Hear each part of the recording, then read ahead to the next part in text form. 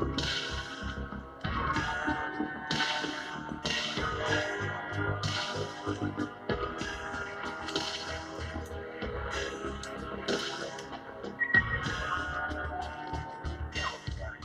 see if this kid's a wizard or schizo. Hey guys, this is going to be a kind of weighty video, so if I'd let y'all join me for a walk on the park as I discuss Saturn, Saturnian cults, the idea of Saturn being a force for negative as opposed to the positive force of Jupiter, and the stigma attached to this gas giant planet in our solar system, what was once known as the seventh luminary. Well, that's important because the number 7 itself is shaped like Saturn's scythe. It's actually not just shaped like it, coincidentally, just like all letters in our alphabet are hieroglyphic symbols unto themselves. All the numbers are as well. The number 7 happens to be a scythe because Saturn was the 7th luminary in ancient Sumeria. Saturn. What's so bad about Saturn? Well, if the number 7 is attached to it, isn't 7 a holy number? The 6th planet was Jupiter. Jupiter is always identified as a force for good. It does save us from incoming comets like Shoemaker-Levy. Of course, Shoemaker-Levy wouldn't have hit us, but it's just overall a good shepherd right next to the meteor belt. Well, unlike Jupiter, Saturn is a Titan. Jupiter was a Greek god, or Roman, rather. Zeus would be the Greek form. But Uranus and Saturn are both Titans. Just like in Norse mythology, you had the Aesir gods, which were basically the Greek god pantheon, very similar. And then you had the frost giants, and same idea, you had the Titans and the giants. Well, Saturn was always seen as negative, having eaten many of his children. However, Uranus was just as bad, killing all of his children. And what do you emulate as a son besides your father? Well, Jupiter has always had this Christ-like connection, the positive to the negative of Saturn, one good, one bad, but really they're more like a different sort of duality, two different kinds of power. Saturn is Kronos. Kronos has given us everything from chronology, because Kronos is Father Time, the Grim Reaper, the one with the hourglass, sometimes presented as an old man, almost all the time, really, sometimes as a skeleton himself. In pop culture and modern symbolism, that is. Saturn always carries a scythe. He's the god of the equinox, of the harvest, of the time where you go out into the field to reap what you sowed. This is very apocalyptic and seen as a harbinger of doom, but the last golden age was a Saturnian age. And our Jupiter age has been less than stellar, I have to say. Whenever Christ talks about the coming reaping, one would imply a scythe. That is Saturn. Watch the Pink Floyd video, Learning to Fly. It's all about Saturn. It's all about the Fool. It's about falling to fly. It's about this enlightenment, this awakening that comes as our whole generation of spiritually minded folk start to realize that the world around them is an illusion, not just in the holographic multiverse projection idea. I'm not talking Matrix here, but just the idea that we have currency and property and borders and flags, this illusion of culture that's been pulled over your eyes under this Jupiter, Boaz, red pillar state that we currently live in.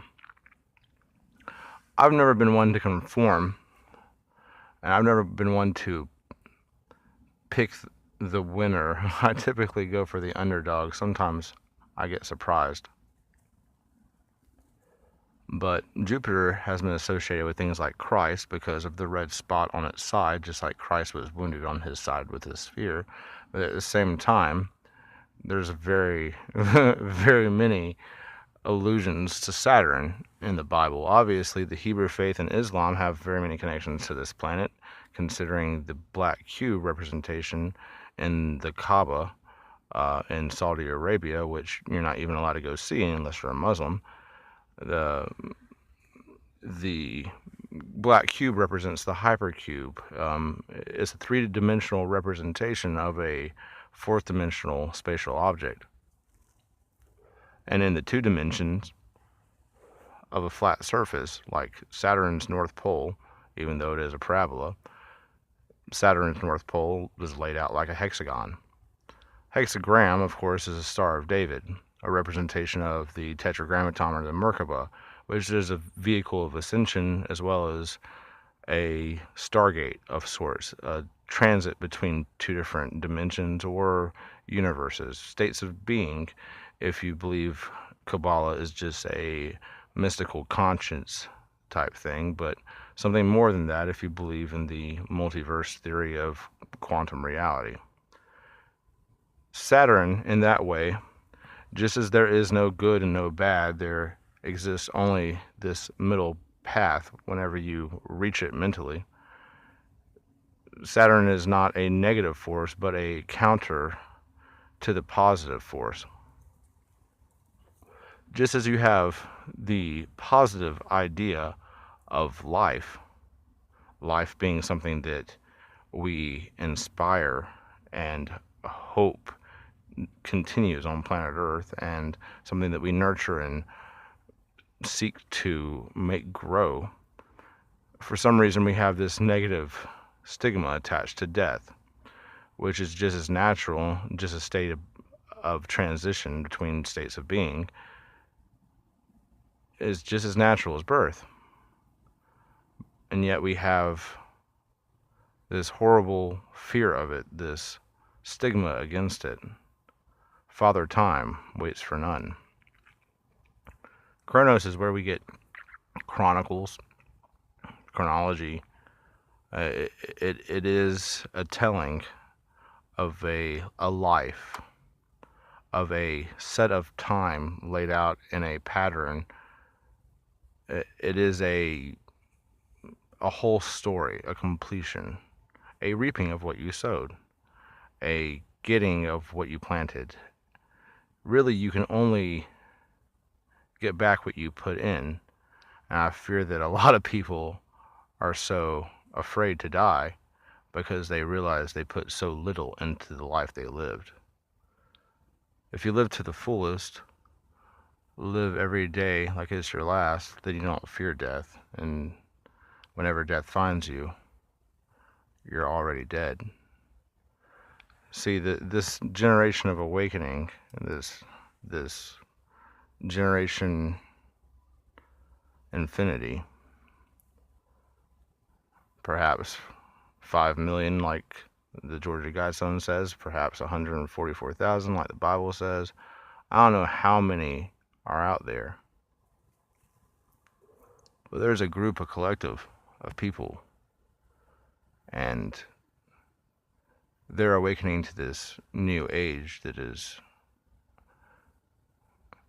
blossoming all around us, and they're seeing that things are not what they thought. That this illusion is crashing down around them.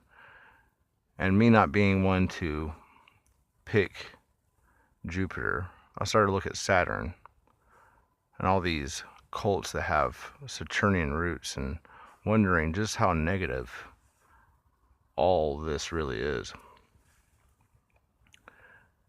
And I started to wonder if this was just because we have a negative attachment to death, a negative attachment to time.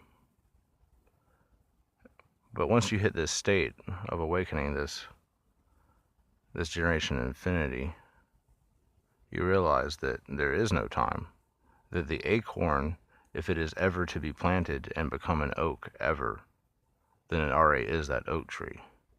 And inside that tiny oak tree is that the possibility of the biggest oak tree. That tiny acorn holds that tree in its palm.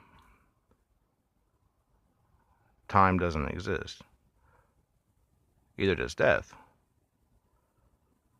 There are two different parts of the Bible that people misinterpret.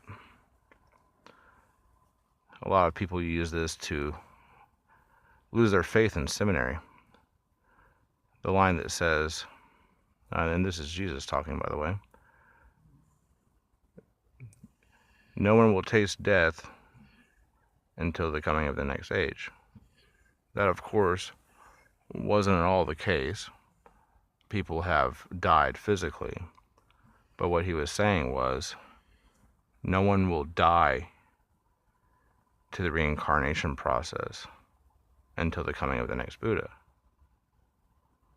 This is further reflected on in the book of Revelations when it says, in those days, men will seek to die, but death will flee from them.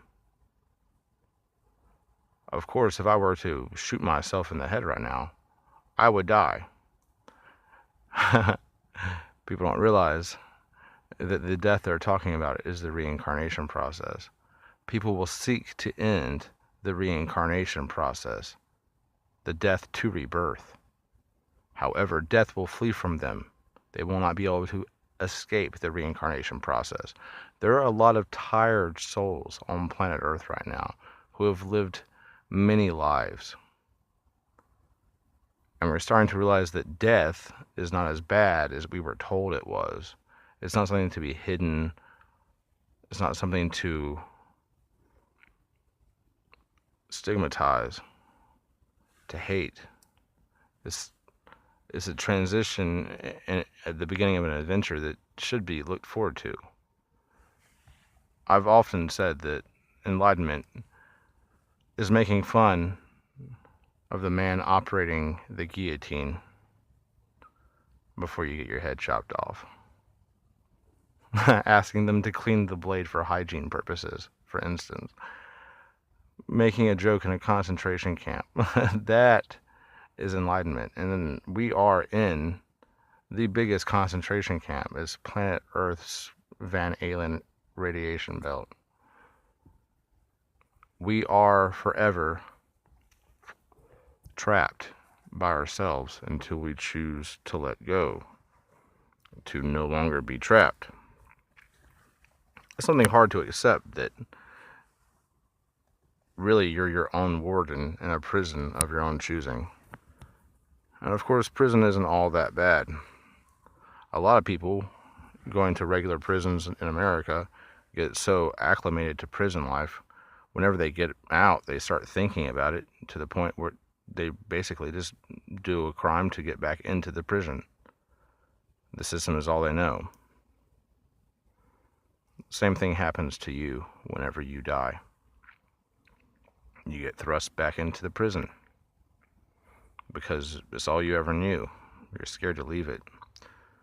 The way that things operate is so drastically different from the mundane minutia repeating bullshit of completely organized life, folded socks and whatnot of a prison, that you decide to have it easy, not worry about all the changes and bills and all the things you have to take care of, and just go back into the prison because that's what you know.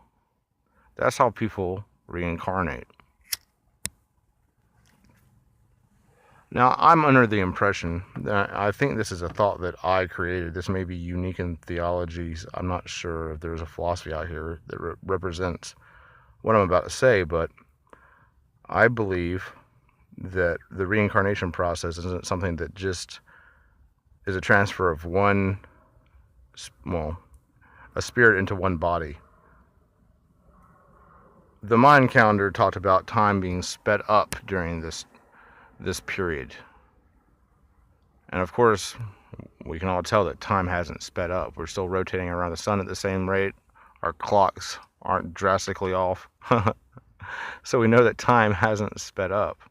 However, if you think about the experience gained through life as time, who's to say that your spirit didn't divide itself into a fractional state, maybe cut itself in half or quarters or 7 little chunks, and then distribute itself into 7 newborn babies whenever you were born this time around, or parceled it out through the generations. Who's to say that your spirit is limited to just one body? Maybe you have people right now living spiritually in multiple bodies so as to gain so much experience for that one spirit that they'll be that much closer to the state of enlightenment that we're all seeking.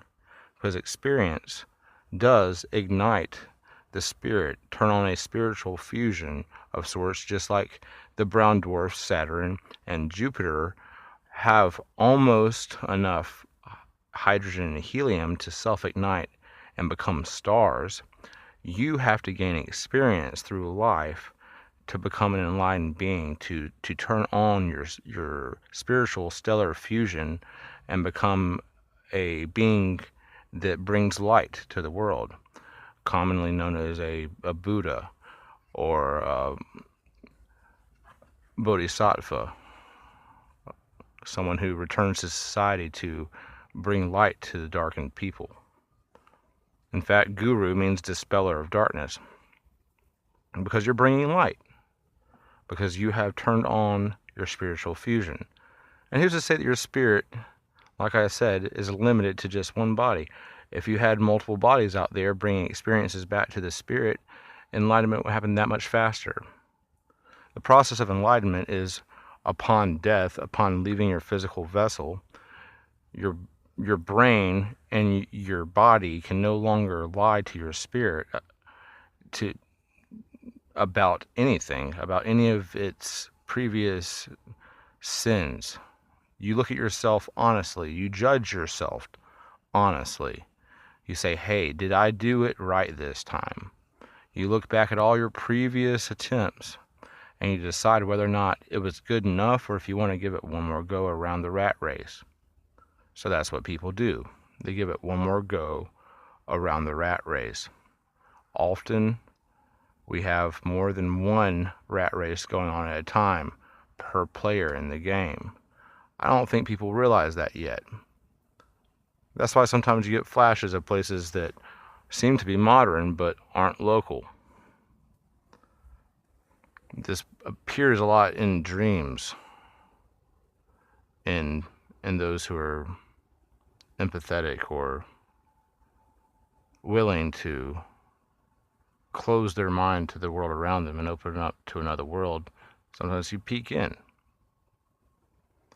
Your spirit is not something that is as finite as a physical body.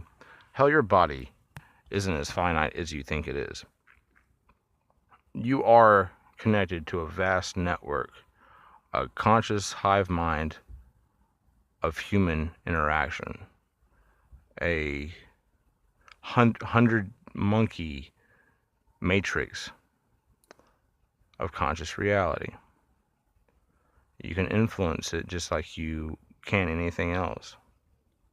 In fact, I think the time will come through virtual reality and through a process similar to meditation, where people will be able to look at their tumor and through virtual reality see it shrinking upon applying mental energy to shrinking their tumor.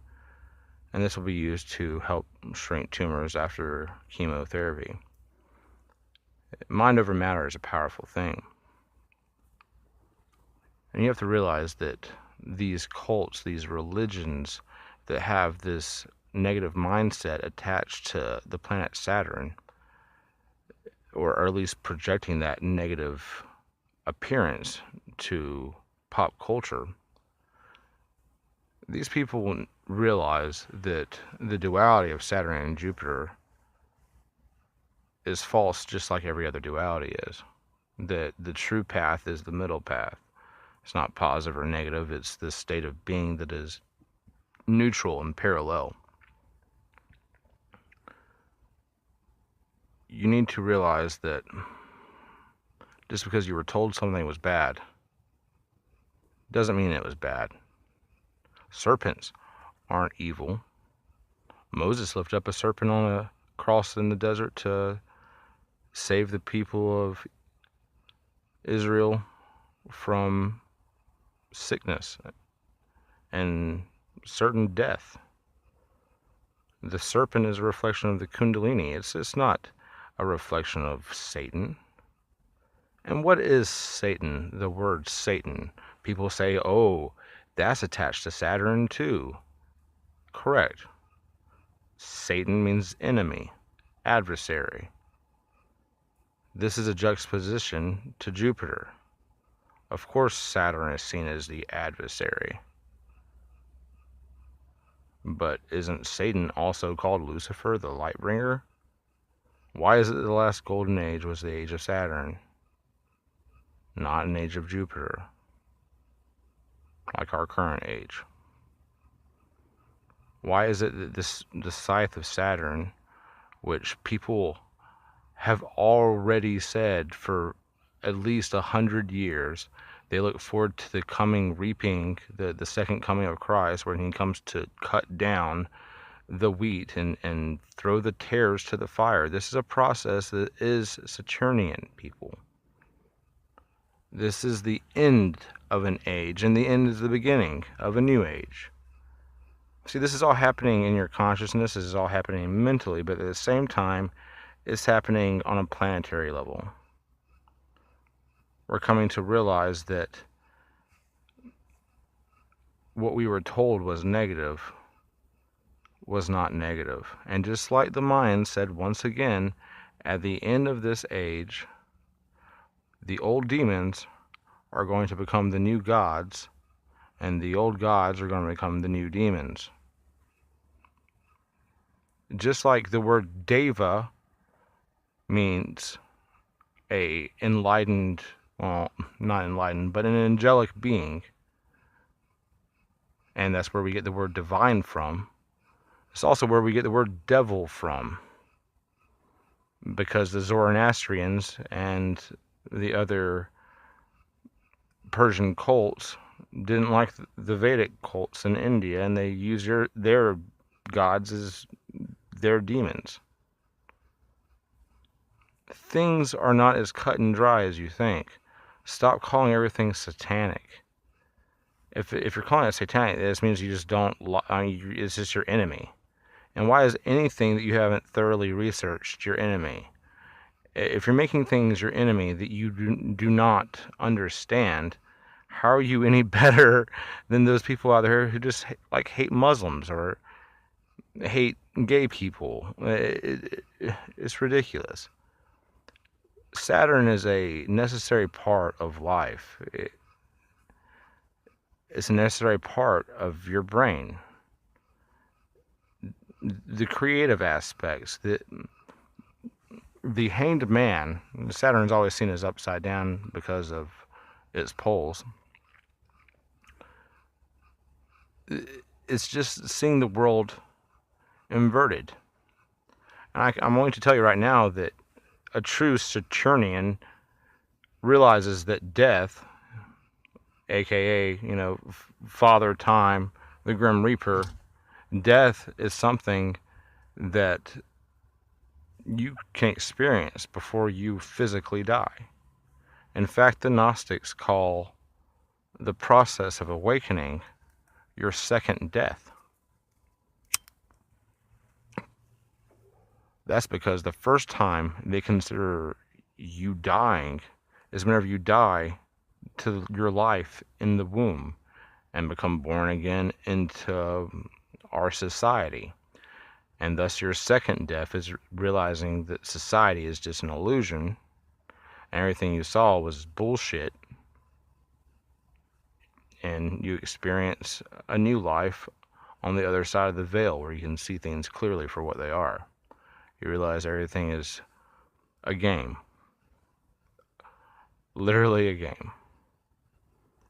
And once you realize that, you realize that good, bad, black, white, on, off, up, down, death, life, none of it is real. One can't exist without the other. Nothing ever touches this space between us, which bends. There is no solid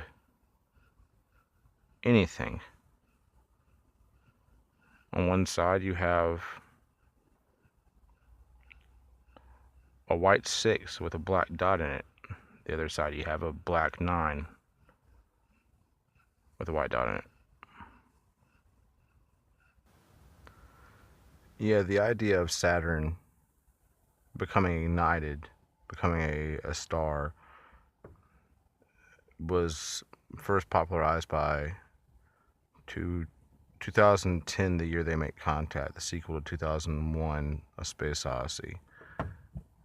Originally, in the book, Saturn was the planet that was ignited. However, the director thought to change it to Jupiter because it was too difficult for him to make in special effects due to the rings of Saturn, so they chose Jupiter instead. Stanley Kubrick was one hell of a director, but he could not fake the majesty of Saturn's rings. That being said, Saturn has been known as a dark star for a long time, a black sun. A lot of people even believe that Saturn was once larger in our night sky than it currently is. That may in fact be the truth. I'm not positive on that. I have no data to back that up. I think that a lot of the data on this is hearsay. I've done quite an extensive amount of research on Saturn, so I believe that Saturn, just like Jupiter, has a place in our mythology and our solar system, and that it shouldn't be seen as a black planet, or at least black shouldn't be associated with something that is bad. And I'm tired of people associating Judaism and Islam with it in a negative respect as well. Saturn's Day was, after all, the original Sabbath, the Sabbath that Jesus Christ celebrated. Just because Christians go to church on Sunday, they shouldn't stigmatize those going to church on Saturday, Saturn's Day. After all three of those monotheistic religions have ties to this planet. Christ himself was born in the year 7 AD, and a lot of people believe that the Star of Bethlehem, the star of Christ's birth, was in fact a rare alignment of Jupiter and Saturn that lit up the night sky to such a degree that over the course of several days, the Zoroastrian magi could follow it into the desert to come to the place where Christ was born. This alignment of Saturn and Jupiter in the year 7 AD, when Christ was born, was a perfect symbol for what Christ represents, the end of duality, because those two planets merged. And the only way to become an enlightened being is to merge those two planets in duality. Just like Odin has representations in Norse mythology that are both of Saturn and of Jupiter, we have to realize that the enlightened being is not just a force for the gods, but for the Titans as well, the father of the gods. Just like we need to heal our relationship with our parents, we need to heal our relationship with the parent of the gods as well.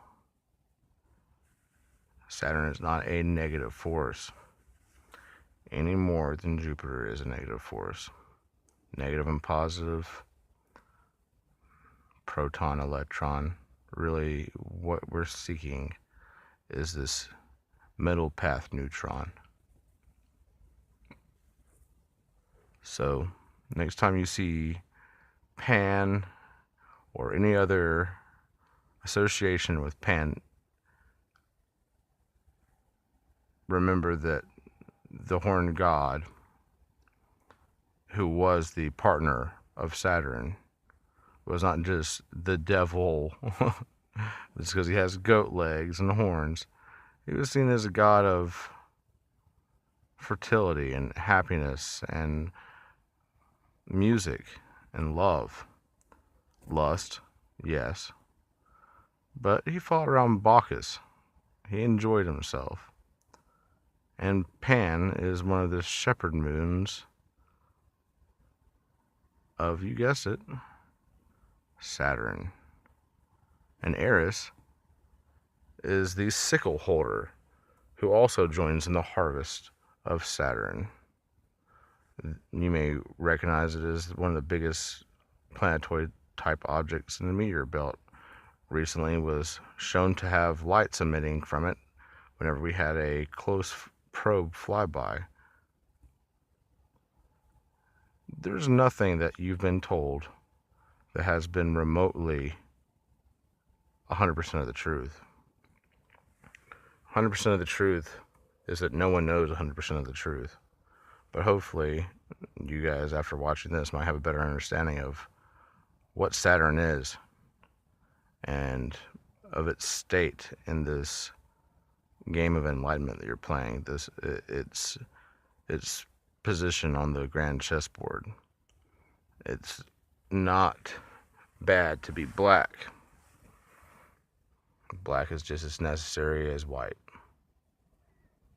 Just like the dark soil can grow the best crops, or the darkness of space can nudge a star into becoming light. The darkness of Saturn can nudge you this much closer to an awareness of being, and put you on the path to the middle way. Death isn't bad. Saturn isn't bad. Just watch this little video I made.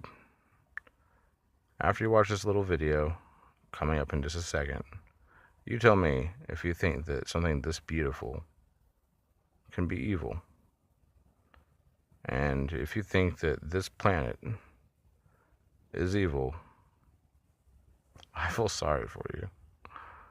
Because planets have a lot less evil in them than humanity. The only planet that I've ever come on that it was bent on destroying itself was Earth. So I'll leave you this little video. I hope you guys enjoyed.